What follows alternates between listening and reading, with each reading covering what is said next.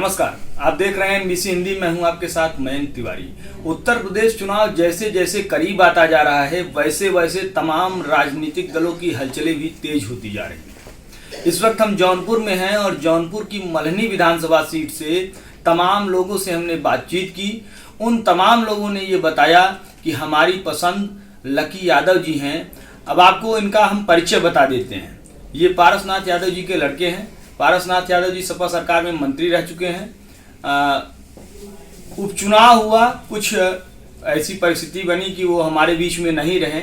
उपचुनाव हुआ और उपचुनाव के बाद जनता ने इन पर फिर से भरोसा जताया और उसके पीछे की वजह क्या है ये हम इनकी जुबानी खुद इनसे ही जानेंगे।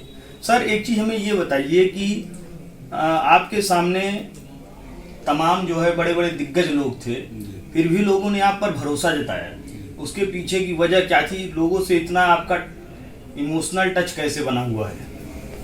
जी, मैं ये बताना चाहूँगा आपसे कि क्योंकि जब पिताजी मेरे थे 2012 से लेके 2020 तक उस मल्हनी विधानसभा के विधायक थे, लेकिन मैं लगातार लोगों के बीच में शुरू से ही 2012 से मैं उनके साथ जनता के बीच में आता जाता था। जहाँ पिताजी नहीं पहुँच सकते थे तो वहाँ मैं खुद जाता था और खुद बाबूजी पिताजी से लोग ये कहते थे कि अगर बाबूजी आप नहीं पहुंच पा रहे तो लकी भैया को भेज दीजिए।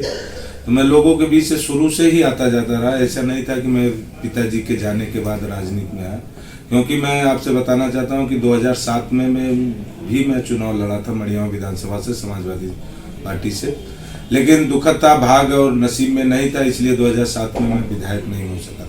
उसके बाद से मैं लगातार जनता के बीच में ही बना रहा, मैं कहीं बैक नहीं गया। और पिताजी ने 2012 से लेकर 20 तक जो कार्य मल्हनी विधानसभा में किया था, वो जो चुनाव हो रहा था उसमें बड़े बड़े दिग्गज लोग लड़ रहे थे। वो खुद मुख्यमंत्री जी आए थे और उन्होंने बोला था कि मुझे किसी भी हाल में ये सीट चाहिए, लेकिन मल्हनी विधानसभा के हमारे सम्मानित पिता तुल नौजवान सभी जितने लोग वहाँ के निवासी हैं, उन्होंने कहा कि नहीं, इस बार हम लोग बाबूजी को श्रद्धांजलि देंगे और ये समाजवादी यहाँ जीतेगी।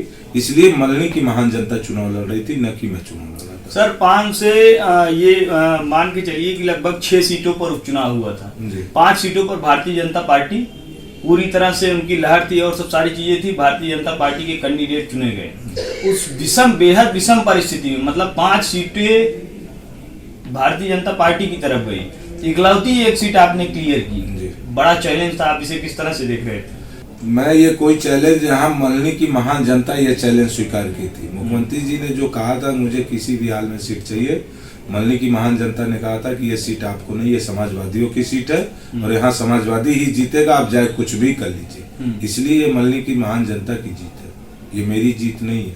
मल्हनी की महान जनता 2022 में फिर जीत दर्ज करेगी। अगर मान लीजिए sir, suppose that Samajwadi party की सरकार बनती है, मान लीजिए समाजवादी पार्टी की सरकार बनी, आप विधायक बने, आपको मंत्री बनाया गया, तो क्षेत्र की जनता के सर्वांगीण कैसे विकास हो सके?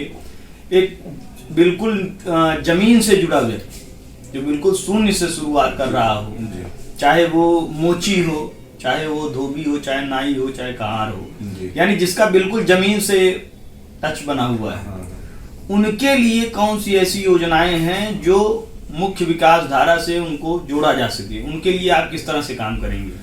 जी, मैं ये आपसे बताना चाहूँगा, क्योंकि जिस हिसाब से जनता परिवर्तन चाह रही है, समाजवादी सरकार तो आना तय है, हमारे मुखिया आदरणीय राष्ट्रीय अध्यक्ष जी को मुख्यमंत्री बनना ये तो तय है।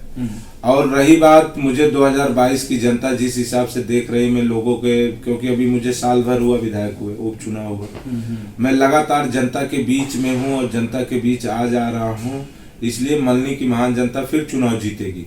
और जिस हिसाब से आपने नाम लिया, जो गरीब, पिछड़ा, दलित, जो जमीनी स्तर पे रहता है, जिससे केवल डेली रोजमर्रा की कमाई से डेली अपना कमाता है, अपना पेट पालता है, उसके लिए भी समाजवादी सरकार आदरणीय हमारे नेता अखिलेश यादव जी उसके बारे में सोचेंगे।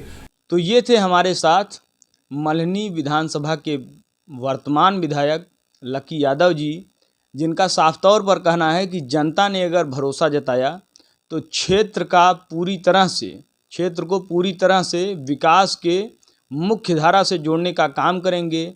ज़मीन स्तर पर जो लोग हैं, जो बिल्कुल ज़मीन से जुड़े हुए हैं, उनको विकास की मुख्य धारा से जोड़ेंगे।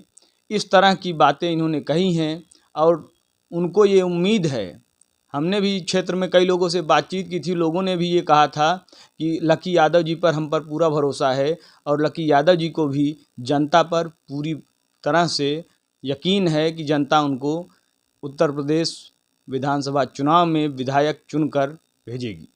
देश दुनिया की तमाम बड़ी खबरों के लिए जुड़ रही हमारे साथ, देखते रहिए NBC हिंदी।